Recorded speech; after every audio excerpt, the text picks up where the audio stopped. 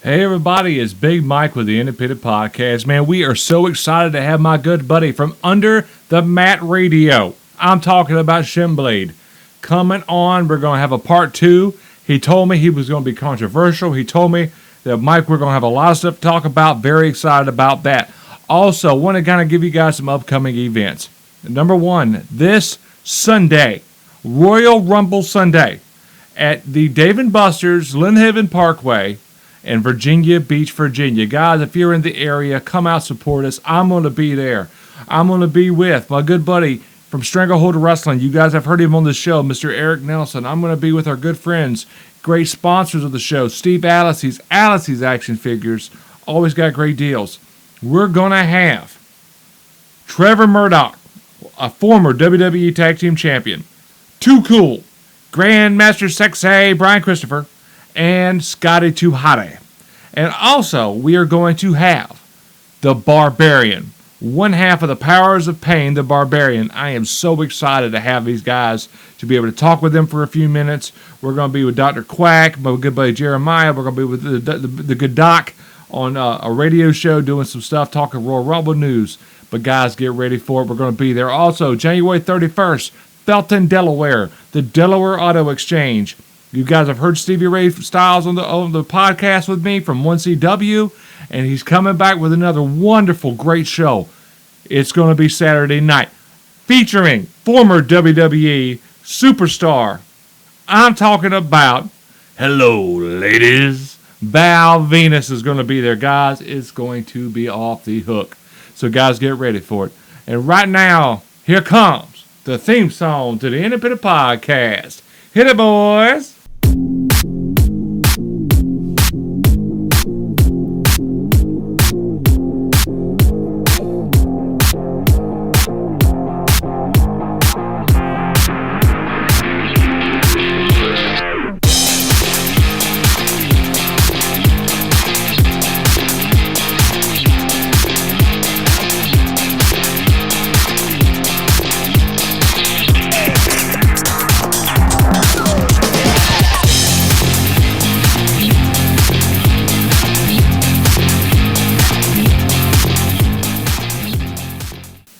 Guys, welcome back. I promised you. Lord God Almighty, I promised you.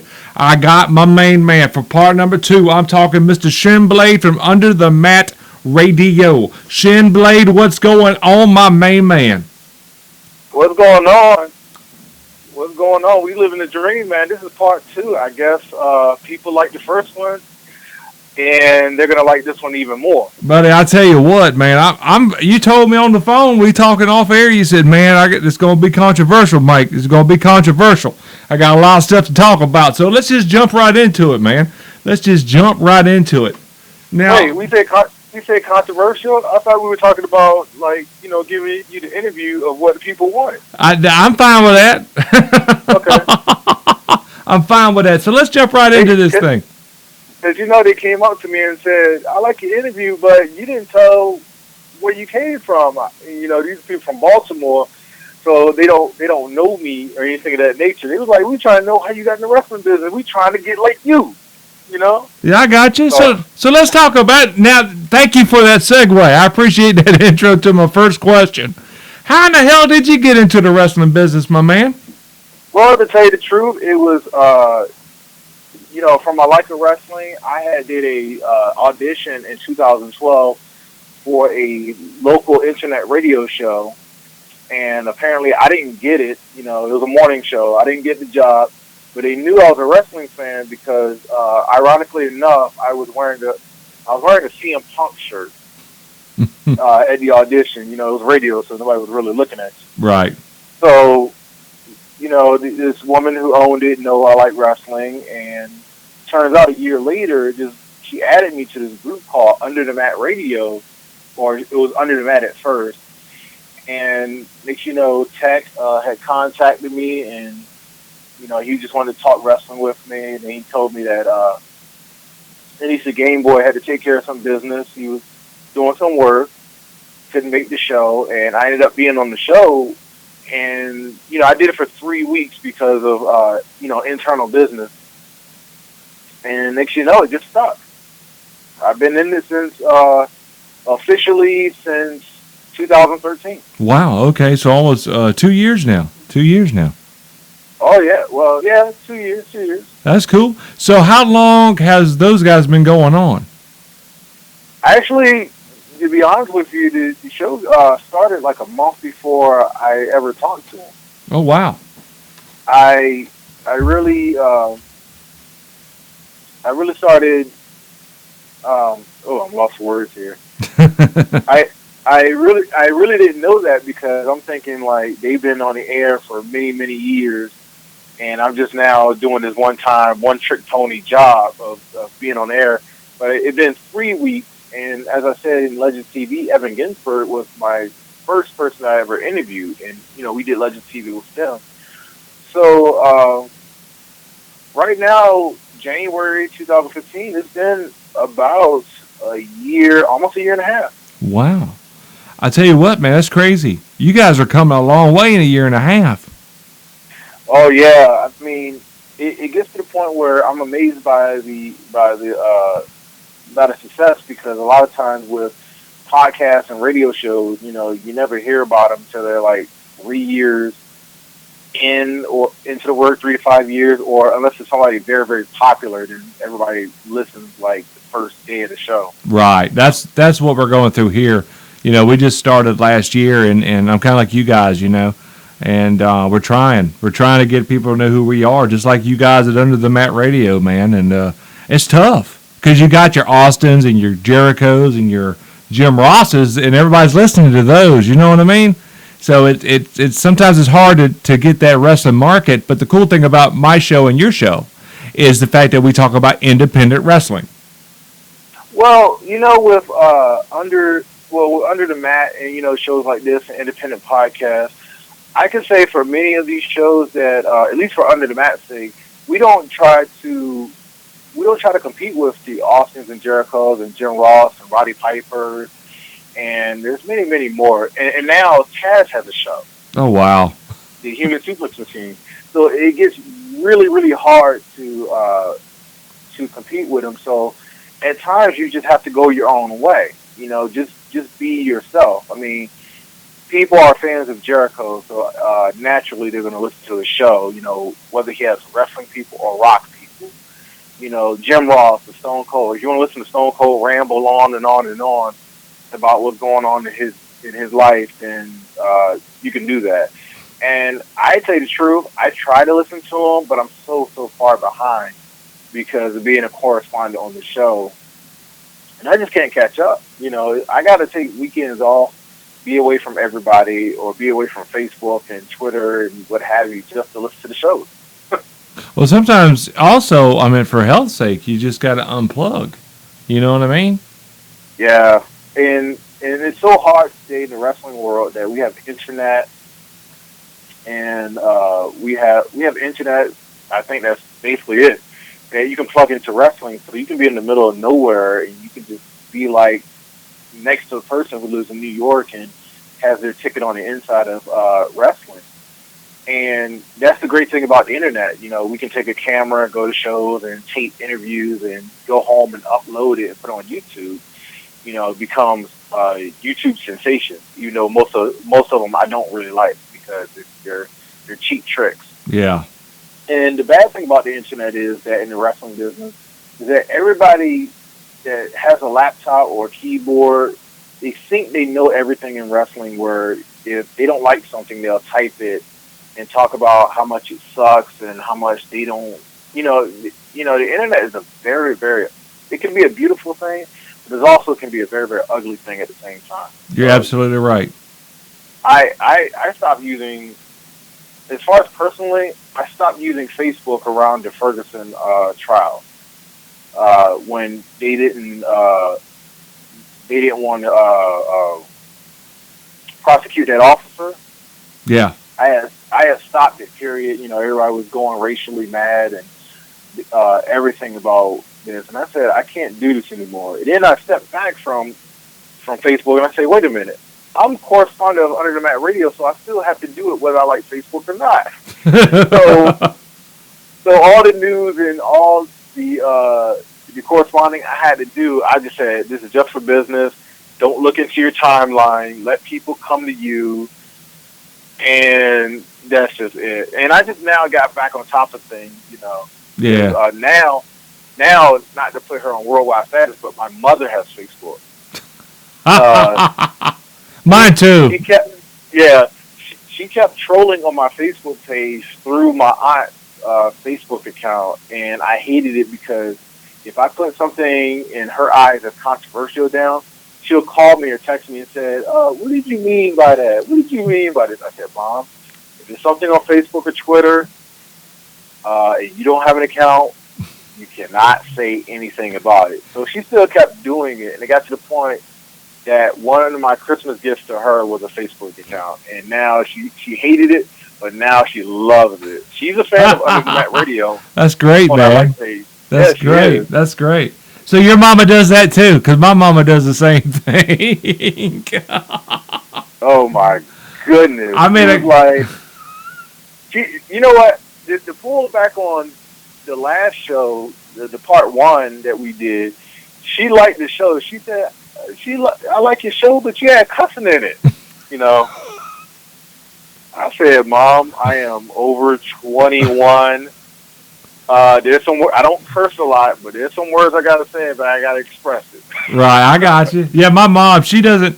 My mom loves the show. She loves what I'm doing because I'm following my dream. And my mom is like the biggest, between my wife and my mother, they are my biggest cheerleaders. But there was one time I was on my uncle's Facebook account and I put something dirty about my cousin on there. Mm-hmm. And my mom saw it, and she was about 5 minutes after I hit send. My mother was on the phone ripping me a new asshole.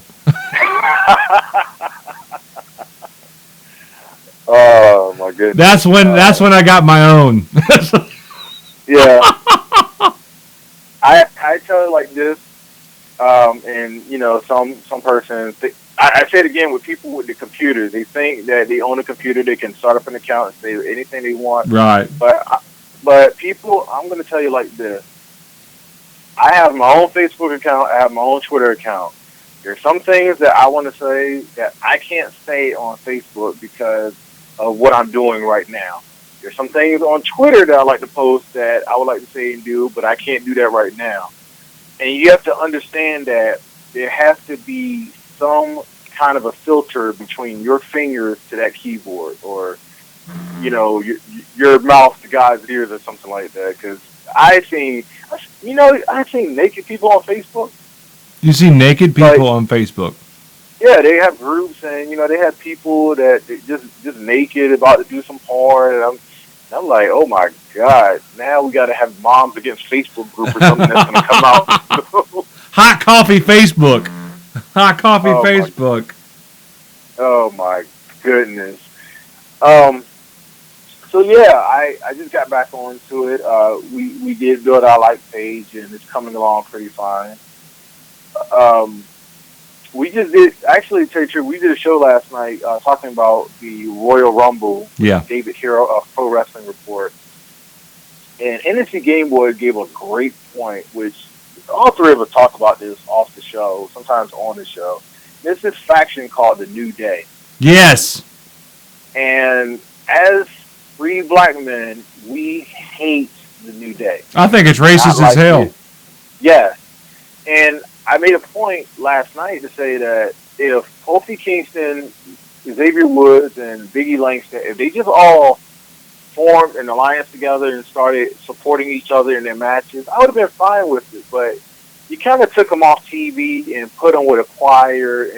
Well, getting back to the point, the New Day, you know, we hated it. We think it was racist. And we said that if the three melded together and supported each other, it would have been fine. But we took the choir and everything. We just, in shucking and jiving, we just hate it. And here's the one thing. I don't know if you noticed this watching Raw, but the New Day in Dallas, Texas came out to the crowd, and nobody in the crowd was clapping except for one retarded person that was right there in 50-yard line view of the camera, clapping and dancing and snapping his fingers, and it was just so funny. I could not stop laughing. I said, "This group is dead. This is worse than Ascension." I tell you, and they killed that. They killed that Ascension. They're getting their ass whipped by JBL and the fucking and Ron Simmons and the New Age Outlaws. You have now showed that they're pussies. That's what you have done. You know what? To tell you the truth, I don't think so. I mean, this is the same thing that happened at Raw 1000 in summer 2012 when Damian Sandow came to confront DX. I just think this is just a rub to make them look good, but they're doing it in a way that people don't usually see it. You know, they did the Legion of Doom. They did the Legion of Doom reference where Lance Storm got on Twitter and said he's done with WWE, which we know he's going to come back in 2-3 weeks because he got students having tryouts there. And, you know, people are taking to the internet again, talking about how much rip-offs they are, Demolition and Legion of Doom, which I could care less because those two tag teams cemented their legacy. Yeah. But it's just, to me, it's just a dry heave that NXT, you know, moving them from NXT to the main roster that nobody really cares. Yeah. To tell you this story like this, September, Baltimore, WWE Raw came, and they had a tag team match to promote the four-way at the NXT takeover event. Yes. It was Tyson Kidd versus Adrian Neville versus Sami Zayn and Tyler Breeze. So they made the entrances off the show, and I was like one of 10 people in the crowd that was cheering for him because I am that dedicated to NXT. Since they rebranded in 2012, it was one of the worst things I ever thought I would experience because people just kept asking me, "Who's that guy? Who's that guy? Who's that guy?" And I'm like, the product sucks up here in WWE. You have to ask me of something exceptional in NXT. And now, since the Art Evolution special show that they had last month aired, now everybody's on NXT. Yeah. Everybody rushes home to watch NXT. And I'm just sitting there with that "I told you so" look. You know.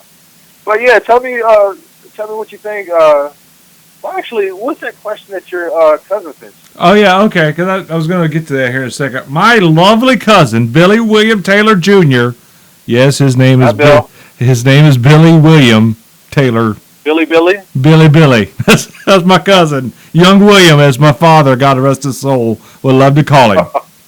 He has a question. What do you think about Triple H breaking character to console a young fan he made cry? Did you see that? I did hear this story. Apparently, I think this was off camera. A lot of people are enraged about this, but look at the WWE and where it is now. The WWE is catered towards family-friendly entertainment. Right. It still sucks as a product, but I get the family-friendly part. You know, you want to give it up for the kiddies and everything. I thought that was one of the greatest things that he could ever do. I'm not a fan of Triple H. I am a fan of him, the way he's running NXT, because a lot of people are blaming him for the Raw product, which and listen closely, Marks, the Raw product sucks because of Vince McMahon's approval and rejects. Yes. Now, I'm not throwing creative under the bus. I have joked creative in the past about their ideas because they have Hollywood writers, which I think is absurd. Yes. It's the fact that, okay, say for instance, I'm a writer. I do write. I'm a writer, and I work for WWE. Michael, I could tell you the greatest angle that you ever heard in probably about a few months. You love my angle, but the thing is, I work for WWE. I pass the Vince McMahon. He reads it. He rejects it. He throws it in the trash or rips it up in my face, and he says, "Let's have Cesaro do the hucklebuck down to the ring, just like his yodeling gimmick." Yeah. And And that's what it is. So with people slamming Cesaro's gimmick, they also slam me if they ever knew that I worked for WWE. Right. It starts and ends with Vince McMahon. That's all there is to it. The other thing is that Triple H is running NXT. We should be giving Triple H praise as far as being an individual because he is pushing wrestling and Vince McMahon is pushing sports entertainment. Because that's what he sees. Vince McMahon has made it clear, I'm not in the wrestling business. I am in sports entertainment. Now, personally, I can't say anything about Vince McMahon because he's been running for more than 30 years. So it's like whatever they wrote, don't fix it. He's doing everything. But like I said, older wrestling fans, they're not stupid. Not even older autistic wrestling fans. And they come up and say, why is this happening? Why is this happening? And, it gets to the point where you see a ring, and let me go primer on you, Mike. Don't think I'm talking down to you. All right. Okay, when you go to a wrestling show, you see a ring. You see the entrance. You see two guys come down there in spandex or in John Cena's jorts or Seth Rollins X-Men gear.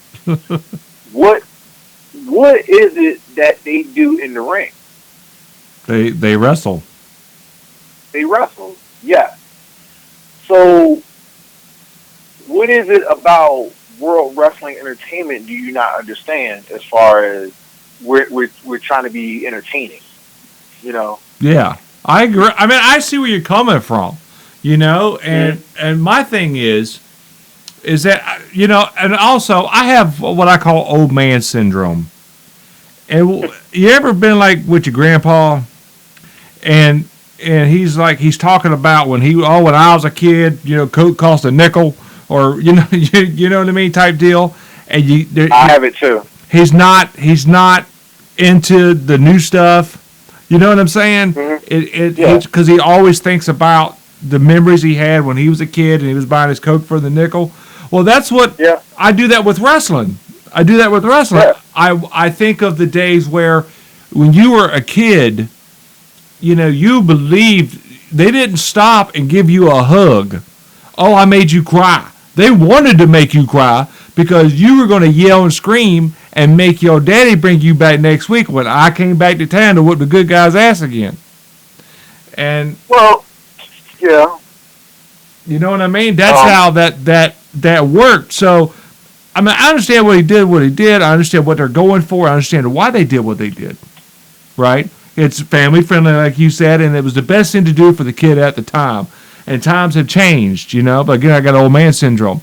But the days of getting heat, of getting over, of getting that crowd like, you suck, fuck you, boy, you know what I mean? And paying the money to come see you get your ass whipped or over.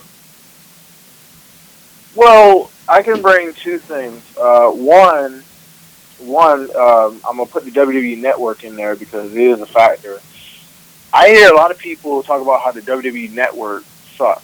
Now, granted, when it first came on TV, when it first came on for streaming, I was talking about how much it was bad because this man could have hired like many IT guys to work on problems because it runs off the MLB Network. Right. And it kept crashing. So I made a tweet like that first week about WWE Network. I said WWE Network is worse than Obamacare. Because when they first came out, like certain people could get it and other people couldn't because of, I guess, connections or a certain number. So now, when I watch WWE Network, I watch original programming. I like the countdown shows. I like NXT, and I was watching Legends House.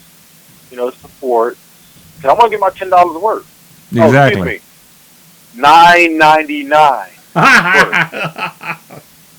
Let's get that out the way.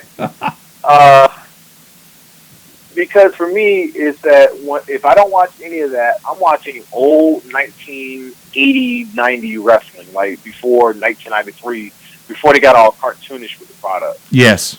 So I remember watching NWA shows. I grew up in NWA country, in Virginia, where I saw the shows, and there was nothing arena, a few lights, and in the summertime, everybody was hot and sweaty because of AC, no AC, Oh yeah. and that was it. And then you put the wrestlers in the ring, where Ric Flair would give you an hour of wrestling, no matter how drunk he was off his ass, and that was it. But now we have the internet. We're getting so oversaturated with this, that, and everything. I saw the main event of Raw, which was John Cena versus, let's say, the Authority, because I don't want to say all three guys' names. Right.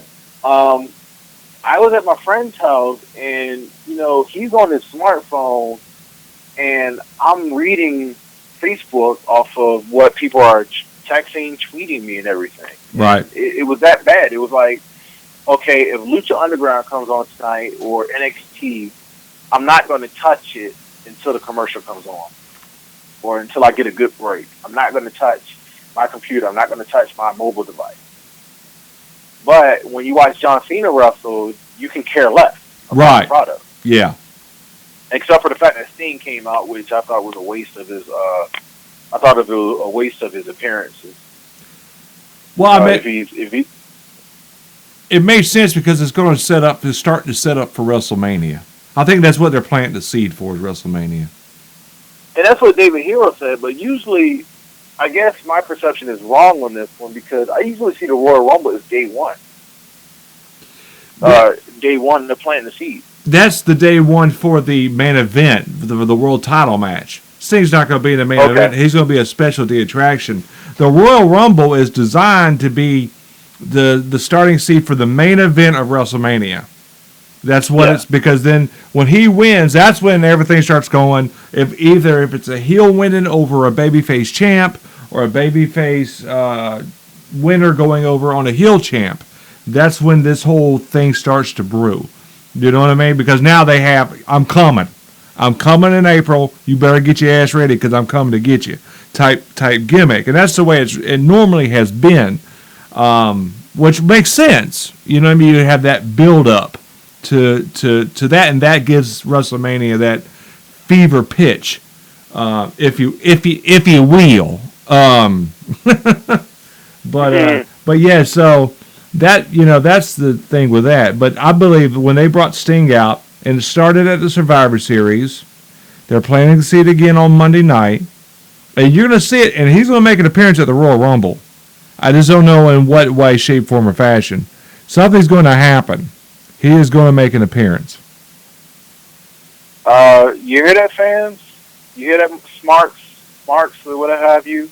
I was wrong. Michael just corrected me. So I learned from that. Okay.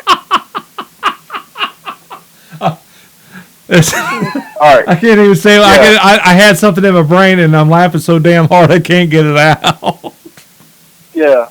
So that is my thing. I love the old school wrestling. Now, it's like I can't. I'm trying to figure out how much of an overload this is with our nation, of our ADD society when it comes to this. I remember watching matches, like I said, Ric Flair going an hour, probably with Ricky Steamboat. Yeah. With today's fan, they wouldn't watch that match because it's an hour. It's not 5 minutes long. Right. And I like the story that they were telling. Now, granted, let's not shake the world up.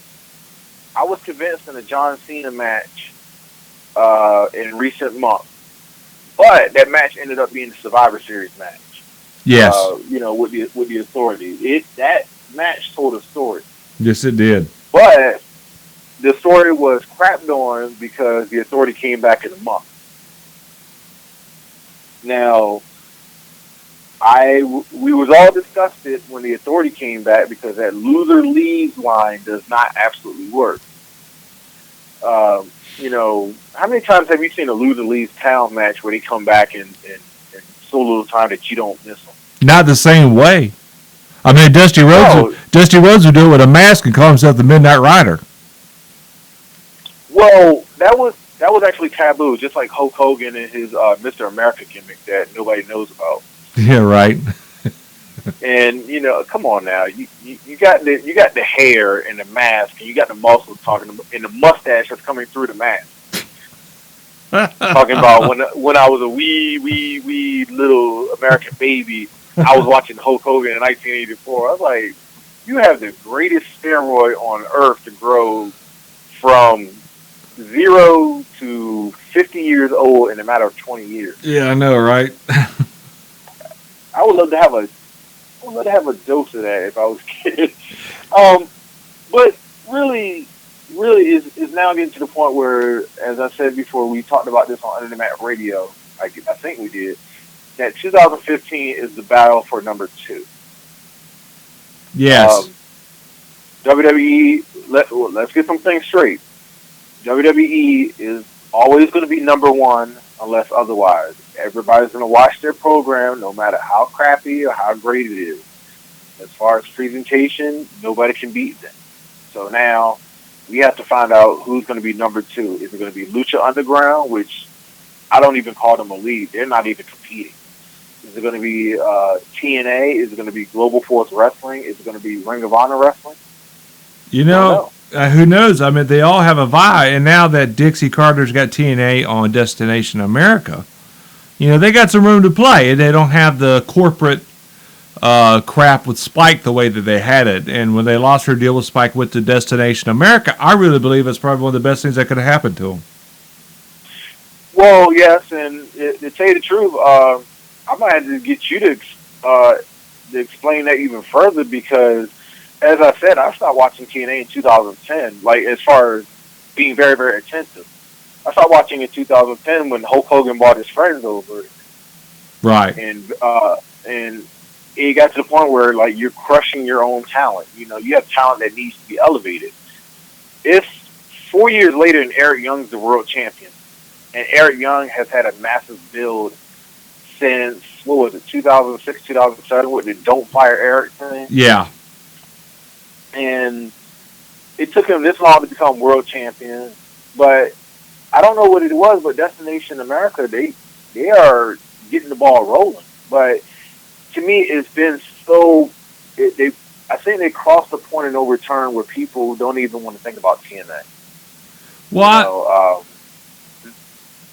that's because a lot of their major stars are gone. Sting's left. I don't even know the Dudley Boys are wrestling. I know the Hardys are still there from what I understand.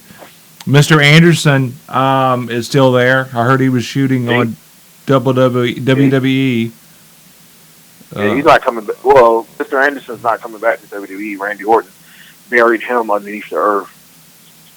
Yeah. And I actually loved King Kennedy. I thought he was a great heel. Oh, wonderful heel. Arrogant and snobby, just the way you want it to be. You know, but they just weren't using him right. They Well, also they say he was injury prone. You know, he came back from a shoulder injury, and then he had a match with Randy Orton where they did the Lakers versus Nuggets controversy. And I guess he messed up a spot wrong, and Randy Orton was whining backstage, and he got fired. So I don't know what that was. It's wrestling, brothers. It's politics. It's all politics. You know what I mean? When it comes to this big time, that's what it is. It's politics. Oh, by the way, there's a picture on the internet. I have this on my personal files where Stephanie is telling Lana and Rusev there are no politics in wrestling. And then you see a picture on the bottom that J.K. Simmons as the boss of Spider-Man laughing his head off. And it just made me laugh completely. Because whoever says there's no politics in wrestling's an idiot. There is politics in wrestling. Now, I'm going to break something down because you probably don't like both guys. Last night on Under the Mat Radio, I had said that as far as wrestling and wrestling work, I said that John Cena is better than Hulk Hogan. Controversial it may sound, but I said this because of this. Because John Cena is more of a team player than Hulk Hogan is. I would agree.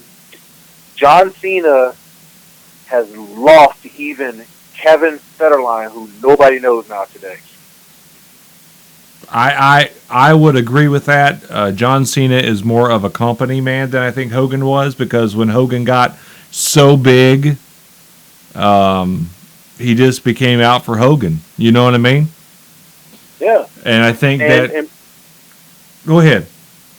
And personally, with Hulk Hogan, he would, I mean, just like John Cena did it too.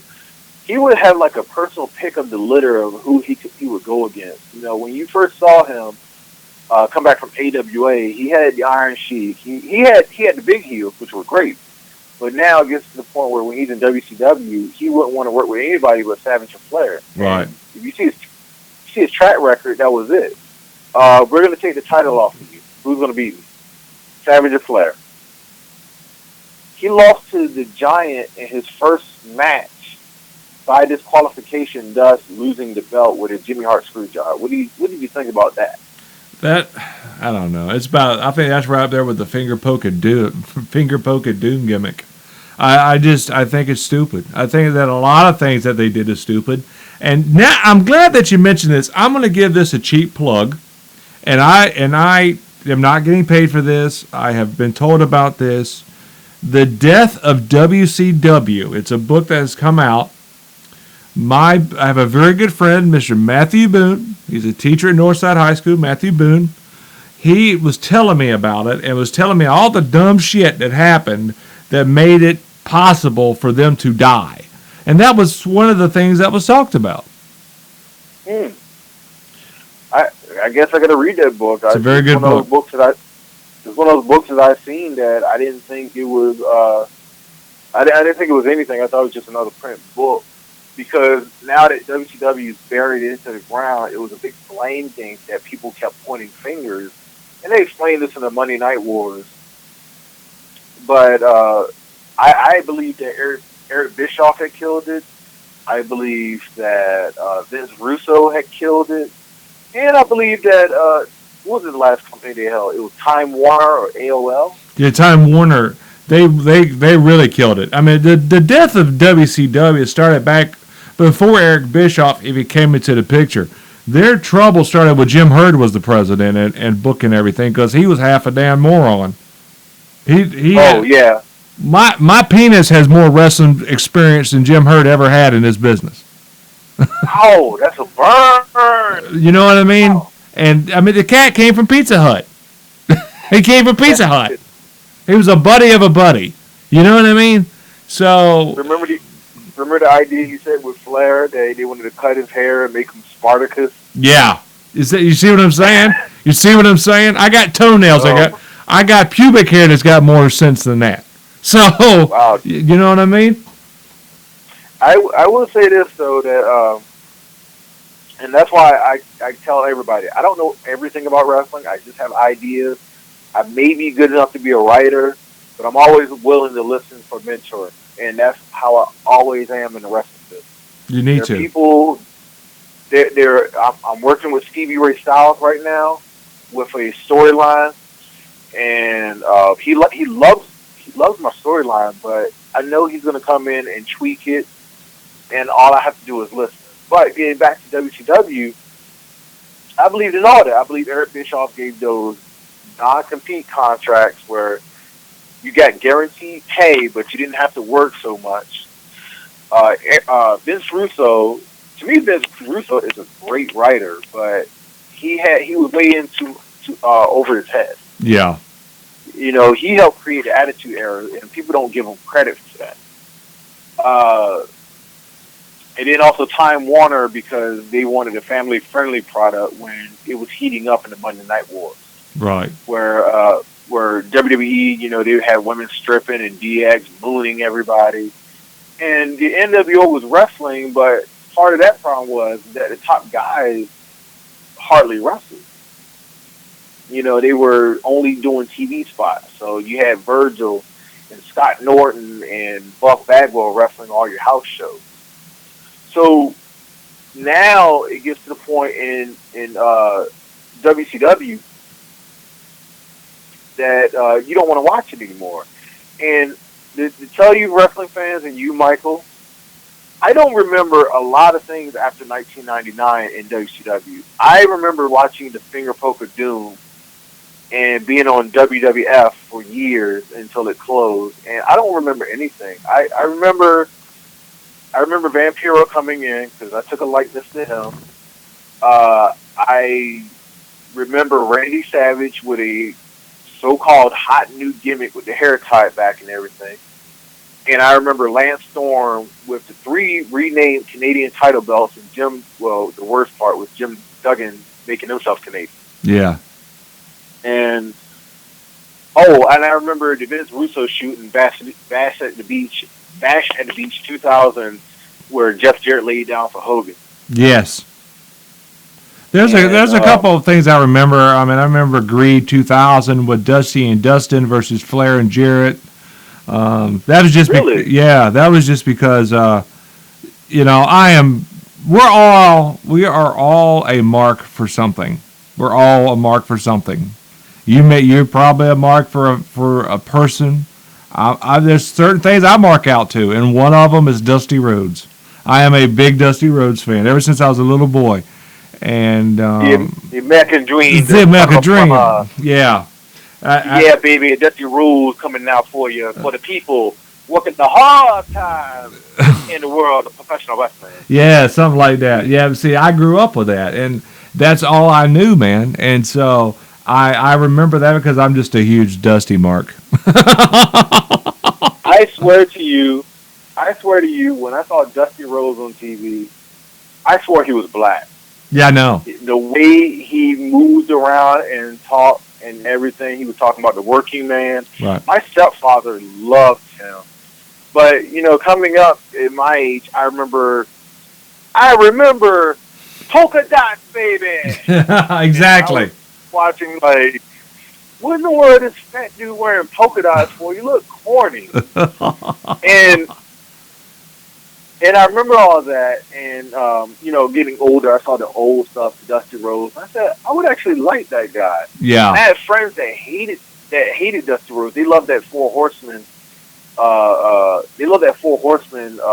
guess it was promo or stunt where he broke his arm. Yeah, that was a big angle. When they broke his arm, that was huge. Oh, my goodness. It was that angle, and the one they did with Magnum after he got hurt, when he pushed, what happened? He pushed Jimmy Crockett down.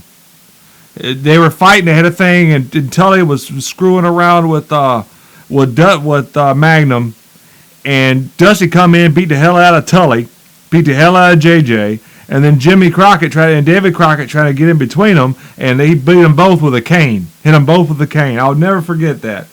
I've never saw that. Yeah. You need to YouTube it, man. You need to YouTube it. Dusty just goes ape shit. But they were. Thanks to Tex, he told me about the promo with Magnum TA Bob Geigel, the reprimand this punch. Yeah. And I never saw that one. And I actually met Magnum TA many, many years ago. And he's one of the greatest guys that you ever meet in the business. Yeah. So let me ask you a question. Now let's talk about this. You guys travel all the time to the different wrestling shows on your blog report. I've seen them, whole 9 yards. Doing these shows, you talk to a lot of. You guys probably talk to a lot of legends, correct? We do, as far as the show's sake. The video blogs that I do, I try to tread softly to let the legends and former stars know that I'm not a mark. I just do this as far as a side venture for Under the Mat Radio. Right. Like if the blogs stunk when I first started doing them, then we don't have to take credit as an entity. But now it's getting popular. It's getting popular to the point where I'm sharing that with them. It's not a I have to share it with them, but it's a must. Right. Just doing it. And I had Justin Incredible in one of them, and he didn't mind doing it. And I had Balls Mahoney who did a walk by on it. I didn't want him to smash anything or put the chair on my head like he did to Robbie Illuminati in Pennsylvania. So I do that to show people what independent wrestling really is on the road. Not to say how the wrestler did. The wrestler was extreme.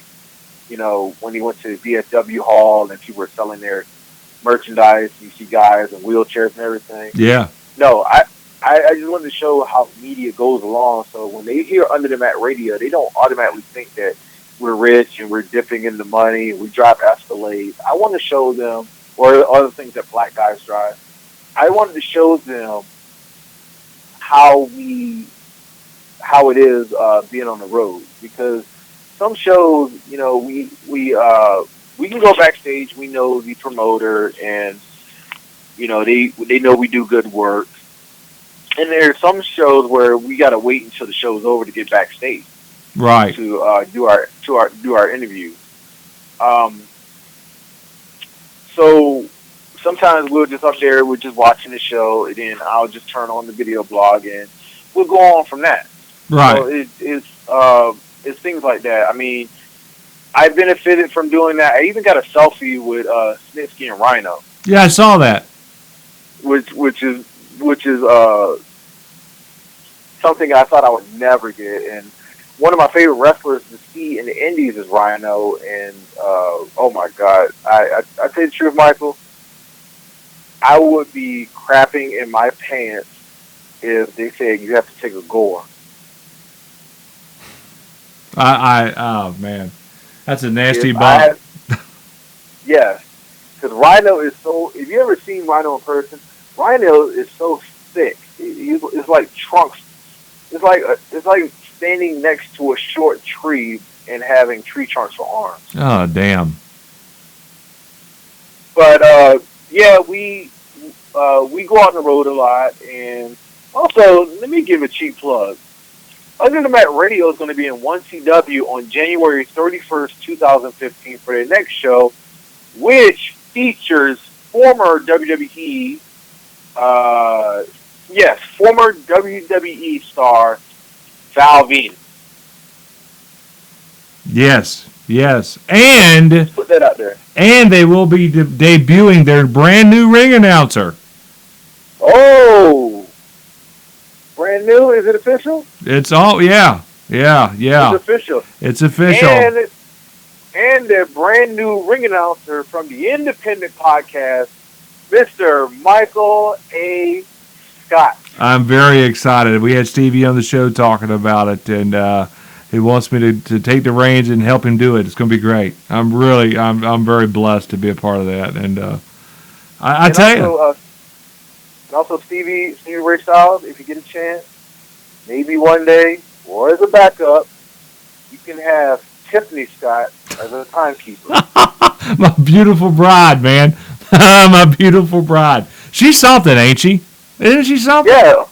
Oh yeah. Or if she's a good talker, you can have her next to King Kong Bundy doing the commentary. I tell you, my wife is something. Being thrown into wrestling business like she has, being married to me has been crazy. And she's been living this life since we've been dating. It's just been going on for damn near 10 years. Damn near 10 years we've been together. So she's a ride or die chick. Yeah. She's in that photo with you with the taped gloves. Yeah. Was that you trying to dress up with like Dean Ambrose on Halloween? No, that wasn't me. That was me, but I wasn't trying. This is before I knew about Dean Ambrose. I'll tell you the story. It's one of my favorites because it was a dream of mine that if you ever get a chance to work your way in to live a dream, whatever it is, brother, take it. And what had happened was, I'm not going to go into the backstage of it, but I had a feud going on. Remember Jerry the King Lawler had the feud with Michael Cole as the announcer's deal? Yeah, that was so horrible. Yeah. I started that back in South Georgia before that even happened. Yeah, 5 years before that even happened, we had done this gimmick with me, this feud between me and this Canadian. There was a Canadian. And we, the accumulation was of loser must leave Georgia match. It was a Fort Valley street fight. It was in Fort Valley, Georgia, in an auto auction. My good friend over at Mike Money, promoter and owner of AWN Wrestling on Peach Parkway, Fort Valley, Georgia. There you go, Mike. Here's a cheap plug for you, brother. But Mike Money, we did the fight. Tiff lived up here, and I lived down in South Georgia. She drove 14 hours to come see that fight. Wow. She drove. That's catch a predator miles right there. Yeah, it was 14 hours to come see me in that fight, and me and Isaiah beat the shit out of each other all over that place. I'll never forget. My goodness. My mother was there, and my family was there. My best friend and his wife were there. My wife was there. They had signed. I had fans. It was great. And of course, I lost, but I got a chance to live a dream. That picture was taken backstage before I went out. That's where that picture was taken. That was taken backstage at the AWN WrestlePlex. I was getting ready to go in getting ready to come out. I was in the semi-main event, which is great. First match ever, semi-main. You can't beat that. And yeah. I have a fear of doing that. I don't have a fear of wrestling. I have a fear of being billed as a top draw when you either never wrestled or have very, very little experience wrestling. Because, like I said, I'm working on something right now with 1TW, and if it's worked correctly or right in my favor, I will get in the ring. But I also said that two things I don't want to happen. One, I don't want a David Arquette. yes, I don't want to be world champion just coming out the start. If it makes a great heel heat for fans, I don't mind doing it. But in my heart, I don't want to be that guy unless I train for months or years on end. Oh yeah. To do that. The second thing I don't want to be a squash match. Like, I'm just a pushover guy. I've never been in a ring before, so that means you can pin me in 3 seconds. Not unless I was facing like Brodus Clay or something. Yeah. The monster Brodus Clay. I don't want to do that. I want to show you my ability because, Mike, we're tall people. Yeah, we're big boys. In this business. Well, there's some wrestlers that we see on TV that think that, oh man, that guy's jacked, that guy's huge, and then you meet them at a show, and they're up to your chest. Yeah. And it's like, if we get in the ring together, you can't beat me unless they're like trained skills in martial arts or whatever have you. Right. You can't beat me. So we just have to have a match. We want to make something believable for the fans and the kids. Exactly. 1TW is one of the greatest so far, and I say so far and thus far, way in the future. They're one of the greatest independent companies that I ever seen in my life, as far as the audience and material. Oh, God, yeah. God, yeah. The kids are so animated with the crowd. Some of the adults are so animated in the crowd. And that is what I like to see in independent shows, because I'll be real with you. There can be two guys in a car driving to the show, and they're supposed to be bitter enemies of a few, but they live in the same city or in the same area, and it's economic to do so. And they beat the tar out of each other. So I understand that part, but don't just you have to be believable in your material. Don't just slap two guys together and say it's the greatest match that you could ever pull, because I don't think it is. Well, I would agree. There's a feud in LCW that I and few people are petitioning to make a street fight, the last man standing. It's a street fight right now between Jay Diesel and the Red Scorpion. And I have said this in my mindset, it is one of the greatest feuds that they have going on right now. The top feud is Snitsky and Rhino for the heavyweight title, which I can understand. Right. But when you build so much potential for a feud and you throw so much into the fire, and if the two wrestlers can deliver it, let them go. I say beat the tar out of each other as much as you can to make sure they get the payoff. I'm with you, but you got to make it believable. It's like with me having two announcers fight. It's hard to make that believable, but we found a way. We found a way to turn it and make it believable that when the time came, we built it up, that when the time came, they really wanted to see me whoop this guy's ass. There was people actually asking me to potato him in the ring. They wanted me to stiff him in the ring. People are like, just stiff him, just kick his Canadian ass. We had this cat so over that people believed he was actually from Canada, and to have that happen is awesome because then you know why they're there. You know they came to see you whoop this guy's ass. That is what wrestling is. That is why people pay a ticket, is to go see somebody get hurt, somebody get beat. That is the point of wrestling. And to tell you the truth, I go to many independent shows, just like 1CW. There are some independent promotions that are better than 1CW because more people finance and you bring in more top names like Tommy Dreamer's House of Hardcore. That's one of them because Tommy Dreamer knows everybody and he can build people like that. Yeah. It gets to the point where I meet guys at these small independent shows, and they were like, and very, very ears people, they're like, "Fuck John Cena, I hate that guy." And they would cheer their heavyweight champion of the company, like he was a god. But this guy works a 9-to-5 job in the daytime, or he works a strip club as a bouncer, makes his money, whatever. I don't judge, because a lot of wrestlers make money as bouncers. Yeah, they do. The Road Warriors even said that in their documentary. Yeah.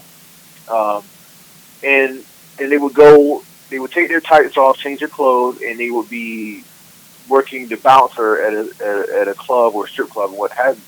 And it's an amazing thing. I mean, people, and I don't want to blow my own horn or suck my own cock, but. If we could all do that, brother, I tell you, never leave the house. None of us would be married. I tell you one thing, my mom has got to hate me if she heard this podcast. She's gonna rip me a new one. Miss Blade, don't be when she hears that one. Miss Blade, don't be mad at him, Mama. Don't be mad at him, Mama. Don't be mad at him. But we go to these shows and they say, "You the guys on Under the Mat Radio." They take pictures, which we don't have yet. They take their own cell phone pictures. There are some wrestlers that want us to interview them, and they say, "Sure, we love to do it. We love boosting independent talent, right? Because in this business of what we do on our show, we get big names for our show. Okay, that's great. But the radio show that we have, we pull the people in as far as the listeners. If we can have you pulled in and have your attention, we can take you over here to independent shows where we interview independent wrestlers. And if those independent wrestlers make the big league, you can say in your mind either two things. I saw them on, well, that's both of them. I screwed that up. Take two. I remember that guy from that show, or Under the Mat was with that guy before they got famous. Right. So that is what we like to do. There's one guy in 1CW named Trey Bailey. Personally for me, I did not know of this guy until we interviewed him. He came up and we said, "Can I get an interview?" My jaw dropped to the floor. I said, "Sure, let's get this guy rolling." And it actually worked. His family was so behind us. They were thanking us on Facebook. And he had a good match. I didn't see his match until I saw it on the replay. Okay. And I said, this guy will go somewhere. With his support and with his drive, he's going places. And not a lot of wrestlers have that. Well, no, they don't. I didn't even have support from not to pull a top story, I didn't even have support from my own mother until she found out the small building process of me doing Under the Mat Radio. Like, I wanted to be a wrestler. She didn't want me to do that. She wanted me to have the cool office job where I got a window and I'm making 6 figures a year. But to tell you the truth, I love what I do. Right. Hopefully, Under the Mat Radio prospers, and we get a lot of sponsors, and we get money for the show, and consequently also money for us. Um, you know, it's just been a great process. I mean, right now we're going to WrestleMania in March. I know, man. Congratulations. That's a big time deal, dude. Yeah, and we're planning for that, and we have all these invites from companies as far as the East Coast, from Boston to Florida, that are asking to come make appearances for them. And now it's getting to the point of serious business where I say let's do it. I would agree with that one. And if you're a promoter out there that listens to the independent podcast and listens to the sensational one, Shin-Blade, and you want to book Under the Mat Radio, please come to our like page on Facebook and message us. Let us know what show you want to go to, and maybe we can work something out. Of course, if you're in Europe, we got to work a little monetary factor on that one because we can't drive to Europe. Exactly. And if you want Big Mike to show up too, please email me. I would love to come out and see what's going on at your show and interview your guys. I mean, brother, I'm the same way. That's the whole purpose of this show. You know what? I would love to see the independent podcast with Mike Scott in Japan. I would love to see those interviews with Japanese wrestlers. You have a Southern guy on one side, a deep Southern Georgian guy on one side, and you have a Japanese guy on the other side of the room, and you have to put subtitles for everyone because it's like Arnold Schwarzenegger and Sylvester Stallone in a movie together. You can't understand a word that they're saying, but you know the intent of the movie. You have Arnold Schwarzenegger on one. No, you have Sylvester Stallone on one side. You have Arnold Schwarzenegger. We got to get out of here. Get the chopper. And it's like, okay, I got to turn on subtitles and know what you're saying. I don't understand a word. You know what? I should take offense to that. I really believe I should, but I'm not. It's. Oh, trust me, brother. I have family members in our country, and it gets to the point where I don't understand what they're saying. My wife is my interpreter. My wife can interpret anything for me. She does. My mother-in-law will stop. Yeah, hell yeah. My mother-in-law will go, "What did he just say?" And she'll say, "He said hi," or whatever it was. And she does. She's my interpreter. She's my redneck interpreter. That's what I call her. Well, to tell you the truth, do rednecks like black people? I don't think they do. They do. I mean, those days are over, brother. Those are hicks. Oh, okay. Those are hicks. I'm a redneck. There's difference.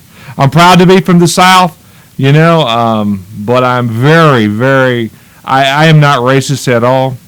My best friends will tell you that. I'll tell you a perfect example. We were in high school, and we got into a talk about women. And my buddies all at the time, I'm not going to name names, but all my buddies were like, I wouldn't date a black girl. I wouldn't date this. I wouldn't date that. No. I said, you wouldn't, huh? He goes, no, I wouldn't do that. I said, okay. I said, turn off the light. He said, why? Because I'm going to show you the difference between, I said, I'm going to show you the difference between a white girl and a black girl. He said, all right, so he turned off the light. I said, do you see a difference? We all look the same in the dark, brother. And I said, now turn the light back on. Oh, my goodness. That's the way I look at it. Well, I tell you the truth. I talk about, in my mind, I talk about anybody. Yes. I'm not the gossiping guy, but as far as the stereotypes in our racial relations, I'll talk about anybody because black people, to me, got it the worst. You do. I am here to say right now, I am a black guy. My family's a bit mixed, but we just black, period. We have it the worst because I am a black male trying to live life. I'm living the dream right now, but for some reason, I am not. I am getting it from all sides, whether it's we're beating our women or we're drug and raping our women. Bill Cosby and everything from poison Jello pudding. I don't know what that is. let's see, we're beating women, we're raping women. What is other? We eating fried chicken or something. Yep. You're all gang members. Yeah, and we always pack guns and talking Ebonics. So yeah, I got so frustrated growing up in Virginia that I was like, I can't get no positivity out of my life, and it turned it around to say that you know what, I am living the positive life. I am doing it. You know, don't live your stereotype. Not every Asian person that you meet know how to do math. Yeah. Not every Jewish person that you meet is cheap and won't lend you a buck. Right. You know, not every white person you meet can't dance. I can get down. I ain't gonna lie to you. I can get down. I'm white. Yep. I can get down like Michael Jackson, Jack. You wouldn't think it. I'm fat and tall, but boy, I can get that booty shaking. One good time. I thought that Dusty Rhodes move on you. Boy, all day long. Oh, I thought you were gonna do the Hucklebuck or something. My kids would fall out of their chair if I did that stuff. well, to tell you the truth, I love it. You know, it's just something monumental to me doing Under the Mat Radio, run by 3 black guys. It's actually run by one, Tex, because he created it. Run by 3 black guys, is black run, black owned. And I never let go of that. You know, one of my goals for Under the Mat Radio is hopefully I'm there long enough and the show stays long enough to the point where we get into the Professional Wrestling Hall of Fame and broadcast. That'd be great. That'd be awesome.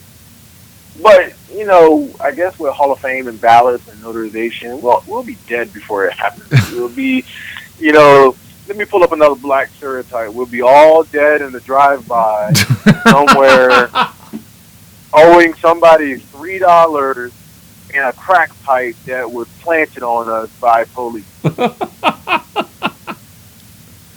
Oh my God, man!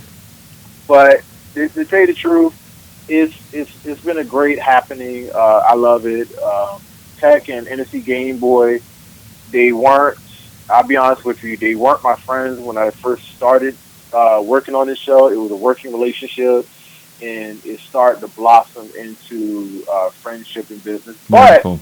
But we all know the difference between friendship and business, and we do toe the line out there. So 2015 is a lot.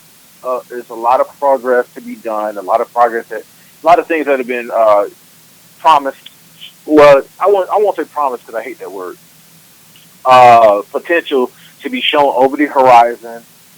It's a lot for us to conquer out there, and it's getting to the point where, for the sensational one, I'm going to make my own shirt that's going to be like the same as Brock Lesnar. I don't know how to do it, whether it be eat, sleep, shin, repeat, or shin, eat, sleep, and repeat, or, well, no, that first shin is like, it sounds like shit. I was going to say, don't put that. Eat, sleep, Shin-Blade, repeat. That's okay, it. There you go. There you go. So, I'm very grateful, and honestly, to tell you the truth, for those who don't know, the Independent Podcast with Michael A. Scott is the first podcast I ever done in my life as an individual promoting a brand, and I'm very, very thankful because it's very, very humbling to me for Michael to ask to do this podcast, because I was actually in shock. Because I thought, you know, you were going to have Tech on the show and it's a Game Boy on the show, but never in my wildest dreams that Shin-Blade was going to be first on the show. Let it tell you the truth, to be his first podcast, period. Well, you know, I'm going to tell you, it's been an honor to have you on the show with us, man. And I do want to do a roundtable with me and you and Tech and NEC Game Boy. And, you know, do like we're doing now. The whole feel of this show is just like we're doing. It's like we're sitting down at a dinner table drinking tea and just bullshitting. And you know, honestly, to tell you the truth, before I get to that point, this might trend on Facebook or Twitter, and it sounds kind of weird, so I'm gonna say pause. Michael A. Scott busted my cherry. My podcast cherry. Thank you. Sounds kind of gay, but it's not. Thank you. You know, But- hey, we got to do it once, right? Yeah. Once you get it done, you always remember your first. So I remember that shit. I will remember that come WrestleMania time. I will remember it, motherfucker. I will remember it. Remember it, write it down, get it engraved, have it in tape. Remember the thing. No, it would be great to do that for a round table. We just got to figure out the date, Right. because right now in the future we're having next week we'll have Stevie on our show, and we'll have Ricky Reyes from Lucha Underground. Oh man, that's gonna be great. Show. It's gonna be great. Which is our I think it's our second lucha, our second lucha person that we had. We had Jay Diesel, which was our second. But let me reiterate this to the fans. Our show is 3 black men. This is business, and we give our opinions about the wrestling business, but we also joke around at the same time. Michael can tell you that from the start. Yes. I think you were there. Were you on the show when Toph was up there and he was talking about he talked about cough syrup and everything? No, the show that I did was the one that we all did with we had the round table about the Royal Rumble, and I gave my prediction on what was going to happen. And, great! Yeah, and I believe Jay Diesel was on that show, and I came on after that. Yes. So we talk and we joke and everything, and you know the business is serious as far as getting the show and getting the people to listen to our show. But it's just that we have personalities, unlike a lot of I can't even say it because this is the title of your show. I was going to say independent podcast. Unlike other small podcasts out there, and our show isn't small. We're heard all around the world. We kick it. We don't just interview people. We give a part of our show, an extension to ourselves. I mean, I am tongue tied like Seth Rollins Monday night with the legs. You tuck your legs between your legs. I'm that tongue tied. Or Big Show doing the plug. Don't step in here, and Roman Reigns is already in the ring. I tell you what, man, I don't know. So we shoot the breeze. We talk about our thoughts in wrestling, and if you listen to our show, you will learn who we are. That's a guarantee from our show. Not only you will hear from the legends, you throw your questions at us, you will learn who we are. And that is the greatest thing. That is one of the best things that you can get from our show. And Michael is a featured guest on our show. He can call in anytime he wants. If he wants to lay his opinion down or ask a legend a question, he is free to do so. I don't know if Michael knows that, but absolutely, brother, you know that. Thank you very, very much. By the way, we're talking about it, how to listen to the show. Tell everybody out there how they can hear Under the Mat Radio. You know what? Where's my manners? Because I'm talking about this show, and I haven't told people how to listen to it. Good Lord. You can listen to our show on Blog Talk Radio, blogtalkradio.com/PWP radio. Look for Under the Mat. It will be the first thing you see before you see our title.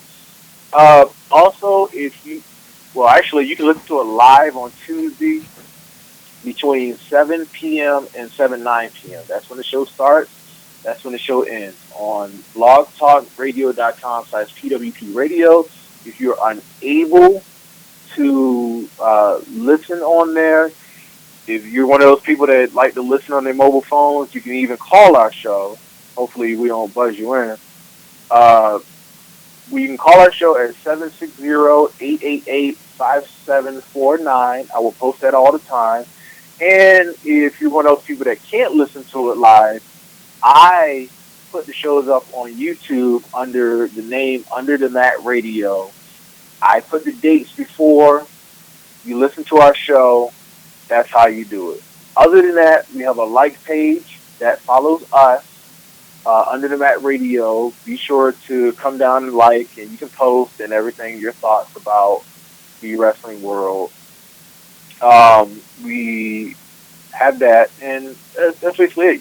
You can catch me on Twitter under Shin-Blade, which is twitter.com, and brace yourself, Michael, this is long spelling. Twitter.com/sensational1, which is SHINSATIONALONE. That's how you do it. Brother, I appreciate you and your crew, and thanks for coming on the show, man. No problem. You can call me anytime. God bless Call you. the show anytime. I will, brother. Trust me on that. God bless you. All right, then. Guys, it was a blast having Shin-Blade on the show. Guys, please find us on iTunes, the independent podcast. Rate and review. The more you rate, the more you review, the higher I raise up. I go up in their standings for new and noteworthy, and I would love to be able to show the big time guys that there's little guys can still make a voice and can do it. So, guys, just reach out to us. If you got any questions, loudmouthmickentertainment@gmail.com. Also, please, if you're an independent artist, independent wrestler, you're hearing this show, I want you to be a part of what we're doing here at the Independent Podcast. So get a hold of my wife, Tiffany. You can find us on Facebook. Remember two things. Jesus loves you, and so do I. Good night.